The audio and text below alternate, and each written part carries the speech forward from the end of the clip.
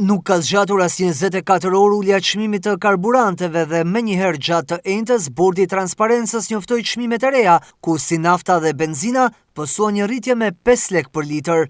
Tashmë nga 30 prilli çmimi i shitjes me pakicë i naftës do të jetë 208 lek për litër, nga 203 që ishte një ditë më parë, ndërsa i shitjes me shumicë jo më shumë se 196 lek për litër. Ndërkohë benzina nga 180 lek që ishte një ditë më parë, tashmë do të tregtohet 185 lek për litër me pakicë dhe 173 lek për litër me shumicë. Çmimet e përcaktuara nga bordi kanë hyrë në fuqi prej orës 13 të datës 30 prill dhe do të jenë të vlefshme deri në mbledhjen e ardhshme të bordit, kur do të pasqyrohen ndryshimet e çmimeve. Çdo operator i shitjes me shumicë dhe pakicë i në produkteve të naftës ka detyrimin për të zbatuar këtë vendim, pasi në rast të shkeljeve të konstatuara do të vendoset pezullim aktiviteti. Tre ministrit e linjes, ajo ekonomisë dhe inovacionit, e financave, si dhe infrastruktura dhe energjia, janë të angazhuara të mbrojnë interesat e konsumatorëve dhe të ruajnë parimet e konkurrencës së ndershme në treg, thuhet në njoftimin e bordit të transparencës. Për shkak se çmimi është poshtë atij tavan të përcaktuar me akt normativ për akcizën,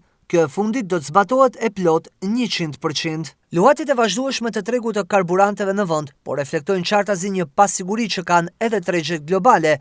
Megjithatë, Shqipëria vijon të mbetet vendi me çmimin më të lartë të naftës dhe benzinës krahasuar me vendet e tjera të rajonit.